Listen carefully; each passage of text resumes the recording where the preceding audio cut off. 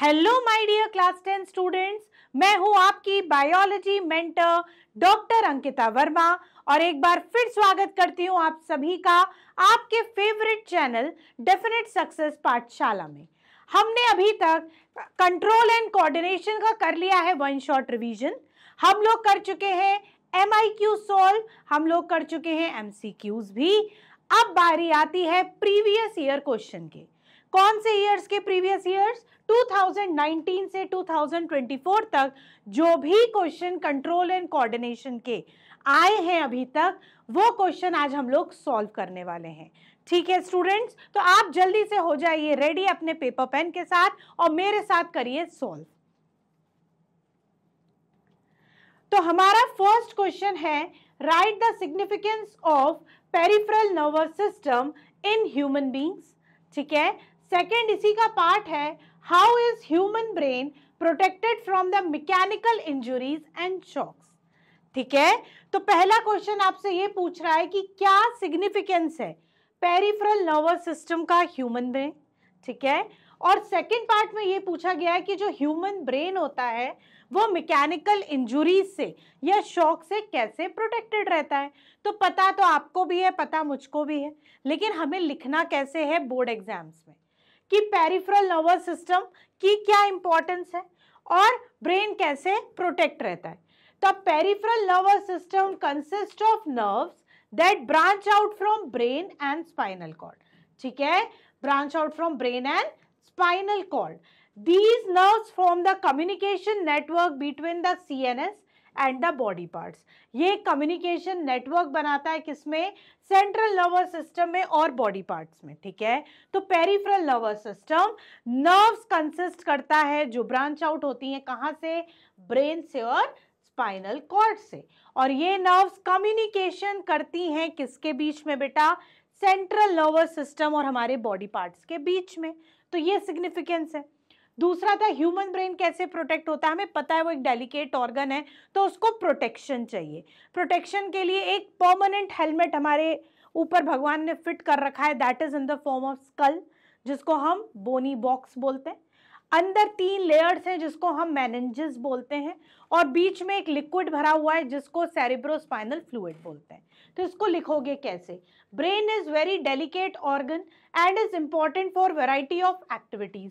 The body is designed in such a way that the brain sits inside a bony box, inside which fluid-filled balloon provides protection from mechanical injuries and shocks. ठीक है, उससे हमें क्या मिलता है? Protection मिलता है from mechanical injuries and shocks. ठीक है बच्चों, तो इसका स्क्रीनशॉट ले लो आप लोग कि आपको आंसर कैसे फ्रेम करना है। ये क्वेश्चन 2024 में पूछा गया, मतलब लास्ट ईयर ये क्वेश्चन आया है। ठीक है, तो इसकी फ्रेमिंग आप लोग अच्छे से देख लें। अब है question number 2, name one directional growth movement each in response to chemical and water in plants, write an example for each of them. हमें एक डायरेक्शनल ग्रोथ मूवमेंट के बारे में लिखना है जो केमिकल और वाटर के रिस्पॉन्स देता है। किसके लिए रिस्पॉन्स देता है? केमिकल्स के लिए और वाटर के लिए। और एग्जाम्पल लिखना है दोनों का। क्लियर? हमें पता है जो केमिकल के लिए रिस्पॉन्स होता है उसको हम क्या बोलते हैं? कीमोट्रॉपिक मूवमेंट, और जो वाटर के लिए होता है उसको हम बोलते हैं हाइड्रोट्रॉपिक मूवमेंट, है ना। तो हमें इसको समझाना कैसे है? हमें इसको समझाना ऐसे है, plant movement in response to external chemical stimuli is called chemotropism. Example, growth of pollen tube towards ovule.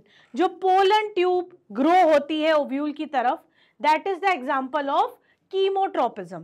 दूसरा, plant movement in response to water is called hydrotropism. उसको क्या बोलेंगे? हाइड्रोट्रोपिज्म बोलेंगे। Example, growth of root towards higher humidity, जहां पर वेटनेस ज्यादा होगी वहां रूट क्या करेगी? उस तरफ ग्रो करेगी। हमें पता है ना, ये हमारा अगर स्टाइल है, हमारा ओवरी है, तो जो हमारा पोलन ग्रेन क्या होगा? जर्मिनेट होगा। उसकी ट्यूब नीचे क्यों आती है? In the attraction of chemicals. वैसे ही अगर हमारा यहाँ प्लांट उग रहा है, ठीक है, तो इसकी रूट किस साइड डायरेक्शन में जाएगी? जहां पर उसको ज्यादा पानी मिलेगा। तो ये दोनों डायरेक्शनल ग्रोथ मूवमेंट्स हैं और ये इसके एग्जाम्पल हैं। एक रूट का एग्जाम्पल है हाइड्रोट्रोपिज्म में, और growth of pollen tube towards ovule is the example of chemotropism. किसका है बच्चों? कीमोट्रोपिज्म का। तो जल्दी से इसका भी आप लोग स्क्रीनशॉट ले लीजिए। ये क्वेश्चन भी 2024 का है, ठीक है, लास्ट ईयर का। Question number 3, a plant hormone helps in bending of stem towards light, name the hormone and explain how this movement is achieved. एक प्लांट हार्मोन होता है, वो हेल्प करता है स्टेम को बेंड होने में टुवर्ड्स लाइट। जहां से लाइट आ रही है स्टेम हमेशा या प्लांट हमेशा उसी तरफ ग्रो करता है। तो कौन सा हार्मोन इसके लिए हेल्प करता है? उस हार्मोन का नाम बताओ, नेम द हार्मोन, और एक्सप्लेन करो कैसे वो ये काम करता है। हमें पता है प्लांट के एपिकल टिप पर कौन सा हार्मोन है? ऑक्सिन। क्या प्रेजेंट है बेटा? ऑक्सिन नाम का आपका फाइटो हार्मोन प्रेजेंट है। जहां से सन की रोशनी आती है उसके अपोजिट में ये ऑक्सिन एक्यूमुलेट हो जाता है। क्या हो जाता है? एक्यूमुलेट हो जाता है। अगर अपोजिट में एक्यूमुलेट हो जाएगा तो वहां पर वो जल्दी जल्दी क्या कराएगा? सेल डिवीजन कराएगा, ग्रोथ कराएगा, और प्लांट हमारा बेंड होकर लाइट की तरफ क्या करेगा? ग्रो करेगा। तो हमारा auxin is the name of the hormone which is involved in bending of stem towards light. The plant hormone responsible for the bending of stem towards light is auxin. The specific type of movement is called phototropism. When the plant is exposed to light, auxin redistributes to the shaded side of the stem, promoting cell elongation on that side and resulting in the stem bending towards the light. ठीक है, bending towards the light. तो this is the answer. जैसे आपको frame करना है, मैंने आपको समझा भी दिया। ये 2023 का है बेटा, ये क्वेश्चन आया था, ठीक है। तो इसका आप स्क्रीनशॉट लेके रख लो जल्दी से।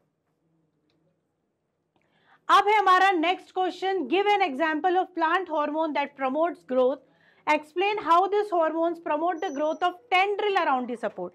सेम क्वेश्चन है, आंसर भी सेम फ्रेम होगा। वहां स्टेम था, यहाँ टेंड्रिल कर दिया गया। हार्मोन वही है, दैट इज ऑक्सिन। कौन सा हार्मोन है बेटा?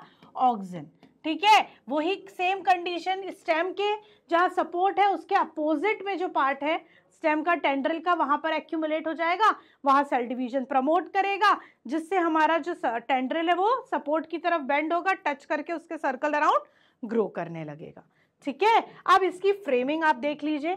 Auxin is the plant hormone that promotes growth. It promotes cell elongation and is present at the shoot tip. When tendril comes in contact with the support, auxin stimulates faster the growth of cells on the opposite side. Thus, the tendril coils around the support. ठीक है, इस तरीके से tendril जो है वो support के around coil हो जाता है। क्लियर? ये भी आपका इंपॉर्टेंट क्वेश्चन है, दोनों क्वेश्चन सिमिलर थे। यहाँ टेंड्रिल पूछा था, वहां सपोर्ट पूछा। इस तरह से क्वेश्चन चेंज होते हैं, कंसेप्ट पता होना चाहिए। ये 2023 का क्वेश्चन है, इसका भी आप लोग स्क्रीनशॉट लेके जल्दी से रख लो। Now next question, name a plant hormone responsible for bending of shoot of a plant when it is exposed to unidirectional light. How does it promote phototropism. फिर से वही क्वेश्चन आप देख रहे हो। इस क्वेश्चन को कितनी तरीके से फ्रेम करके बार बार वही चीज पूछी है। फिर यहाँ ऑक्सिन लिखोगे, फिर लिखोगे वो अपोजिट साइड में एक्यूमुलेट हो जाता है, फिर लिखोगे अपोजिट साइड में एक्यूमुलेट होता है, वहाँ सेल इलोंगेशन, सेल डिवीजन होता है, और वो बेंड होके ग्रोथ करता है स्टेम टुवर्ड्स लाइट। सेम चीज है, देखो कितनी अलग अलग फ्रेमिंग में आपसे पूछा गया है। यही दिमाग लगाना है, सिर्फ और सिर्फ कंसेप्ट हमें पता होना चाहिए तो हम आंसर समझा देंगे। ये भी 2023 का क्वेश्चन है। इसकी आंसर फ्रेमिंग है, the bending of plant towards light is known as phototropism. It is due to the plant hormone auxin. When the growing parts of the phototrophic plant detect sunlight, auxin helps the cells to grow longer. ठीक है, वो sales को grow करता है longer grow होने में। Clear? जल्दी से स्क्रीनशॉट ले लो बच्चों इसका। चलो question number 6, pancreas has dual nature, justify this statement with example. Pancreas का डुअल नेचर है, इस स्टेटमेंट को हमें जस्टिफाई करना है एग्जांपल के साथ। ये भी 2023 का क्वेश्चन है और ये भी 5 स्टार क्वेश्चन है। कौन सा स्टार क्वेश्चन है बेटा? ये भी 5 स्टार क्वेश्चन है आपका। ठीक है, तो पेनक्रियास हैज डुअल नेचर। देखो पेनक्रियास का डुअल नेचर कैसे, because it act both as a endocrine gland and exocrine. हमें पता है ये हेट्रोक्राइन ग्लैंड की कैटेगरी में आता है, ना ही ये एंडोक्राइन है ना ही ये एक्सोक्राइन है, ये हेट्रोक्राइन है। क्या है ये? हेट्रोक्राइन है। क्लियर? एंडोक्राइन मतलब डक्टलेस, एक्सोक्राइन मतलब विद डक्ट, हेट्रोक्राइन मतलब with duct and without duct. ठीक है, तो ये आपका क्या हो गया? ये आपका हो गया हेट्रोक्राइन ग्लैंड। और इसका डुअल नेचर कैसे होगा? It acts as a both, it secretes pancreatic juice for digestion of food and secrete two hormones.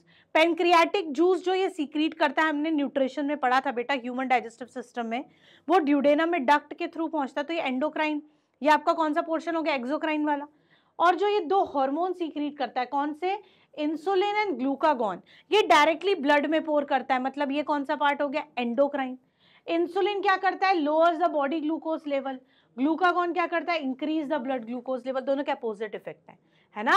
Insulin blood का ग्लूकोज लेवल कम करने में हेल्प करता है, वहीं glucagon blood glucose level high करता है। तो पेनक्रियास का इस तरीके से डुअल नेचर है। पेनक्रियाटिक जूस आपका एक्सोक्राइन वाला पार्ट है, और जो दो हार्मोन्स है वो एंडोक्राइन पार्ट से सीक्रेट होते हैं। ठीक है, तो इस तरीके से आपको ये आंसर फ्रेम करना है। जल्दी से इसका आप लोग स्क्रीनशॉट ले लीजिए। क्लियर? ये भी 2023 का आपका क्वेश्चन है।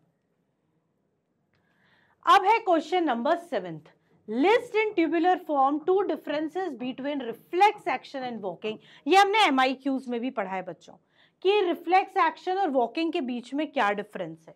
ठीक है, ये 2019 का क्वेश्चन है। रिफ्लेक्स एक्शन क्या है? सडन स्पॉन्टेनियस एक्शन है, ये प्री प्लान्ड नहीं होता है। और जो आपका है ये कौन कंट्रोल करता है? स्पाइनल कॉर्ड कंट्रोल करता है। वेयर एज वॉकिंग आपका वॉलेंटरी एक्शन है, मैं चल रही हूं, मुझे रुकना है, मैं चलती ही थोड़ी ना जाऊंगी, मैं रुक जाऊंगी, अपने हिसाब से मैं इस चीज को कंट्रोल कर रही हूं। तो ये हमारा वॉलेंटरी एक्शन है, according to our will work कर रहा है। ठीक है, इट इज वॉलेंटरी एक्शन। और ये कौन कंट्रोल कर रहा है? Central nervous system, brain control कर रहा है। क्लियर? तो इसको आप टेब्यूलर फॉर्म में कैसे लिखोगे? Differences, it is a involuntary action, it is a voluntary action, it requires the involvement of spinal cord, it requires the involvement of brain, it cannot be controlled, it can be modified।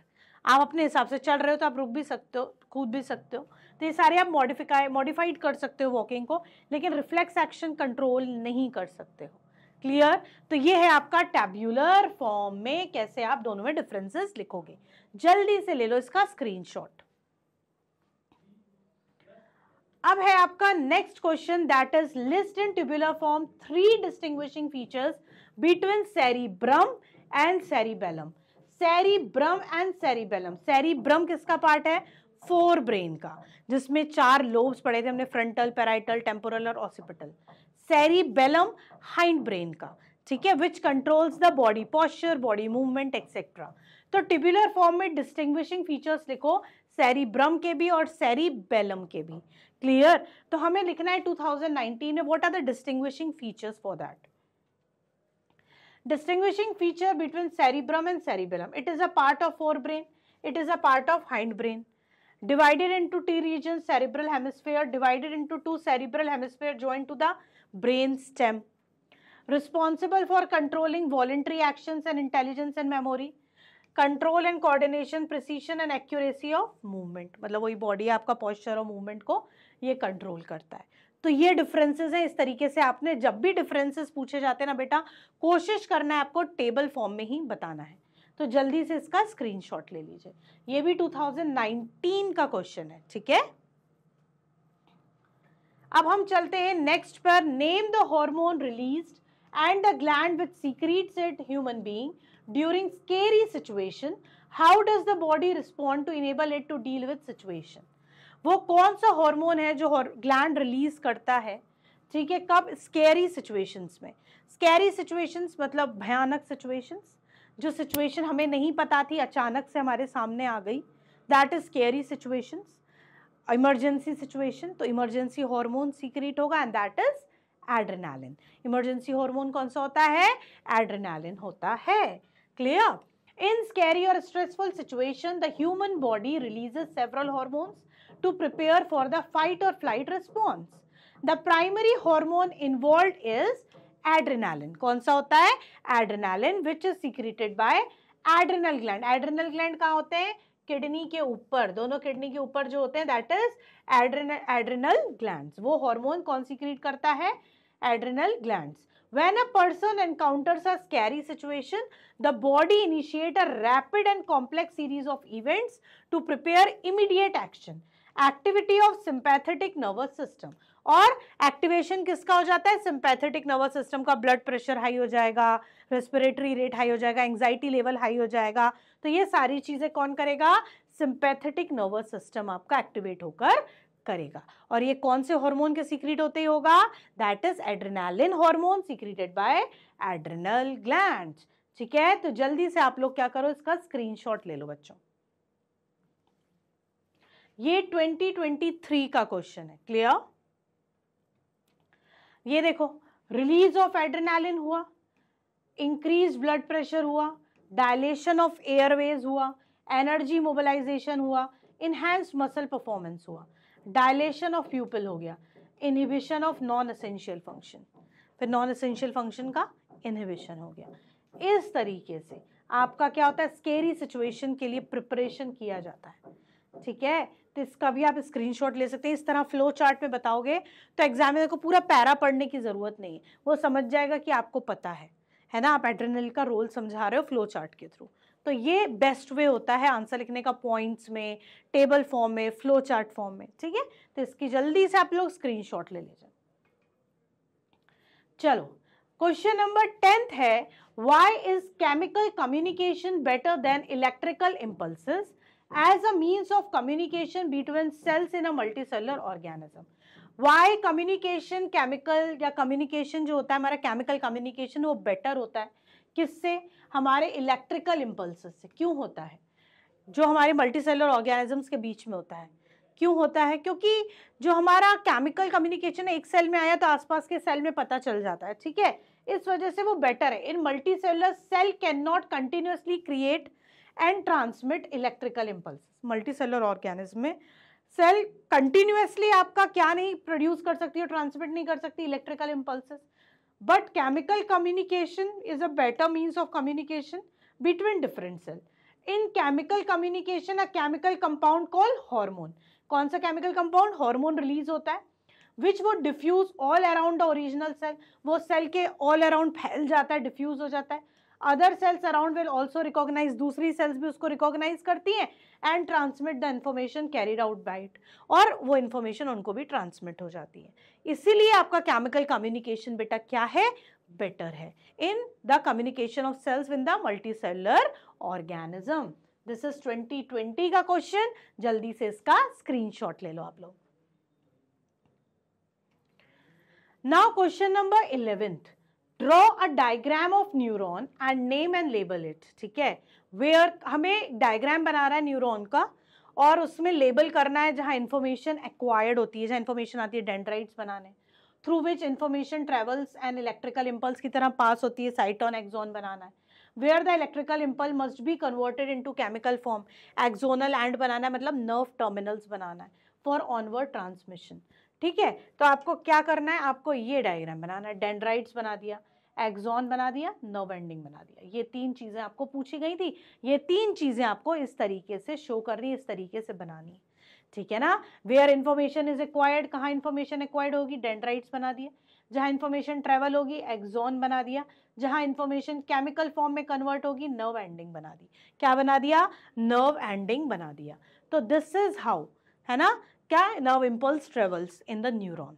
Clear? तो ये हमारा है answer 11th. जल्दी से इसका screenshot ले लो.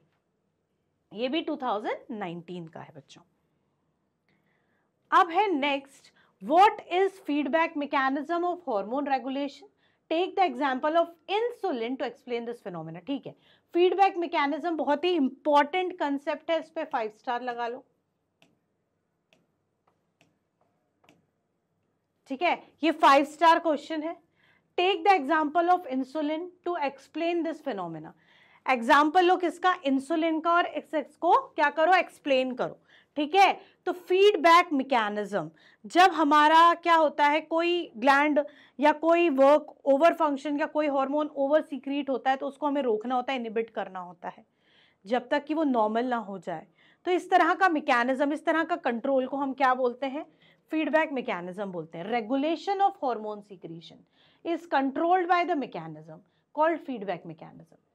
It keeps the secretion of hormone regulated. Example, increased blood sugar level are detected by B cell of pancreas which respond by producing more insulin. अगर blood में ग्लूकोज लेवल ज्यादा है तो B sales उसको detect करेंगी और insulin produce करने लगेंगी. अब इसको आप फ्लो चार्ट के थ्रू फीडबैक मैकेनिज्म को कैसे समझाओगे? देखो, कार्बोहाइड्रेट रिच मील खाई हमने, ग्लूकोज लेवल राइज हो गया, पैनक्रियाटिक बीटा सेल ने इंसुलिन सीक्रेट किया, इंसुलिन ने स्टिमुलेट कर लिया cell to take up glucose, glucose level fall आ गया, ब्लड में वापस से फॉल डाउन हो गया. जैसे ही फॉल डाउन हो गया वापस से इंसुलिन सीक्रेशन इनहिबिट हो गया. पैनक्रियाटिक सेल के पास क्या गया, मैसेज गया कि भाई अब इंसुलिन का सीक्रेशन रोको क्योंकि ग्लूकोज का लेवल नॉर्मल हो गया, नहीं तो अब नीचे गिर जाएगा, तो वो इनहिबिट हो गया. तो इस तरीके से जो फीडबैक मिलते हैं उसके हिसाब से हमारा हार्मोन कभी क्या हो रहा है, फ्लो हो रहा है, कभी कम हो रहा है, तो उस मैकेनिज्म को हम फीडबैक मैकेनिज्म बोलते हैं बेटा. तो इसका आप पहले इसका स्क्रीनशॉट लो आप लोग, और उसके बाद आप इस चीज का, इस फ्लो चार्ट का क्या करो, जल्दी से स्क्रीनशॉट ले लो. ठीक है, कि ग्लूकोज लेवल कैसे राइज होगा, कैसे pancreatic B cell insulin secrete करेंगी, कैसे आपका ग्लूकोज लिया जाएगा, फिर ग्लूकोज लेवल कैसे नीचे जाएगा, फिर इंसुलिन सीक्रेशन कैसे रुकेगा, और आपकी पेनक्रियाटिक बी सेल के पास कैसे मैसेज जाएगा. क्लियर? तो ये सारी चीजें आप क्या करो, जल्दी से स्क्रीनशॉट ले लो. अब है what constitutes the central and peripheral nervous system, how are the components of central nervous system protected, which signal will get disrupted in case of spinal cord injury. 3 question है एक ही क्वेश्चन में. पहला पूछ रहा है सेंट्रल और peripheral nervous system कौन बनाता है. दूसरा, how are the components of central nervous system protected, central nervous system के कंपोनेंट्स कैसे प्रोटेक्टेड रहते हैं. तीसरा, which signal will get disrupted in case of spinal cord injury, कौन सा सिग्नल डिस्टर्ब हो जाता है जब स्पाइनल कॉर्ड में इंजुरी होती है. ठीक है, तो क्या कॉन्स्टिट्यूट करता है सेंट्रल और हमारा peripheral. Central nervous system comprises the brain and spinal cord, it receives information from all parts of the body and integrated, ये हमें पता है.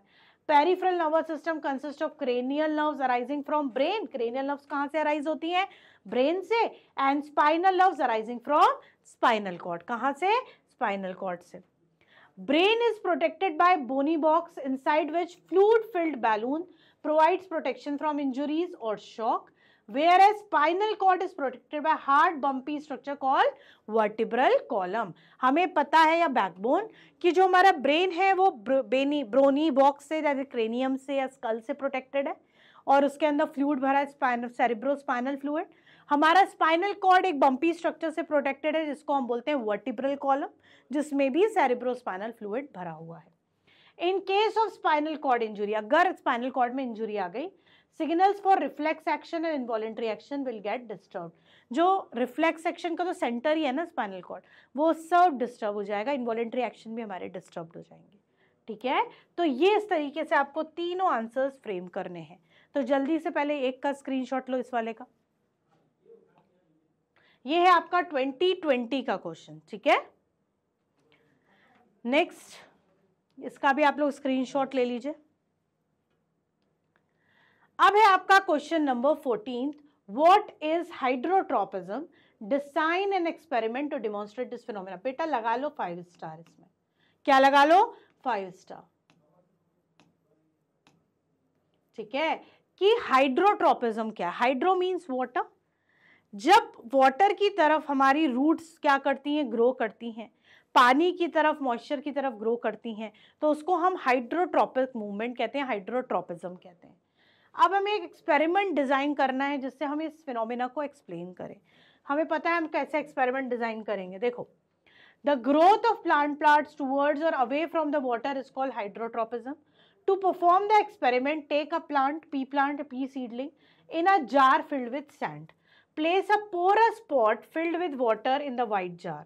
Roots of the plant will grow towards water and bends towards the water source, showing positive hydrotropism. देखो ये आपका एक trough है जिसमें सैंड फिल है, यहाँ आपने पी का सीडलिंग डाला तो क्या हुआ, और यहाँ पर एक आपने पोरस पॉट डाला जिसमें पानी है, पानी यहाँ से निकलेगा तो पानी यहाँ ज़्यादा रहेगा, पानी यहाँ ज़्यादा रहेगा तो रूट किस तरफ ग्रो करेगी, इस तरफ ग्रो करेगी।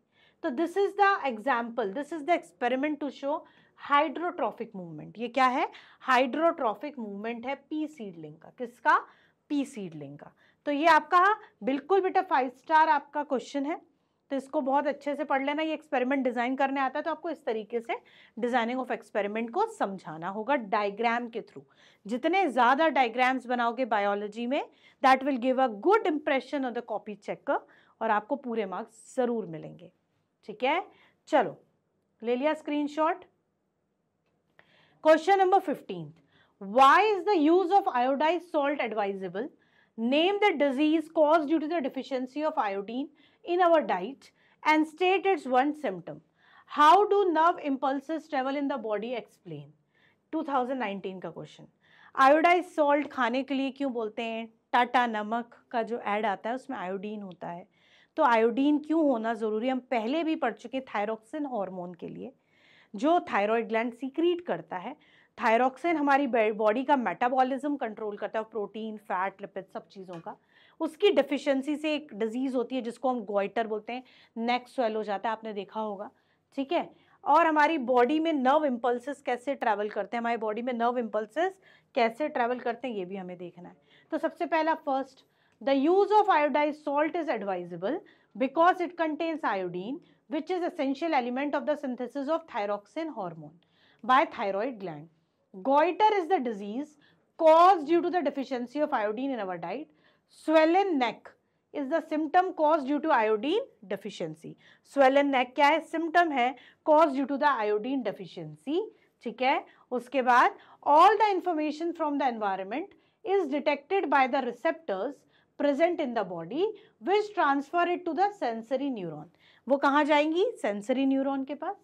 The information acquired at the end of dendritic tip of neuron causes a chemical reaction that produces an electrical impulse. This impulse travels from dendrite of sensory neuron to the cell body and then to the axon end. At the end of axon, the electrical impulse causes the release of chemical called neurotransmitters.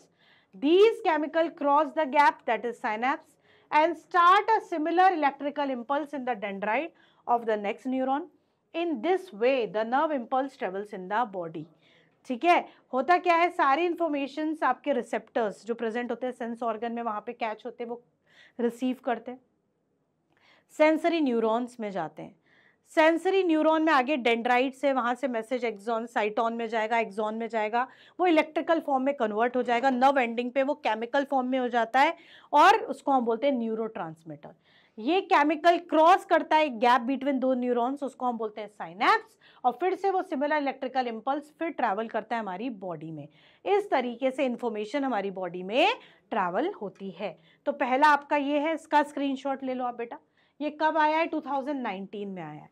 ये question बहुत important है, nerve impulse travel कैसे करती है। ठीक है, तो ये आपको बहुत अच्छे से समझाना है, इसको आप फ्लो चार्ट के थ्रू भी समझा सकते हो। ओके, इसका भी स्क्रीनशॉट ले लो।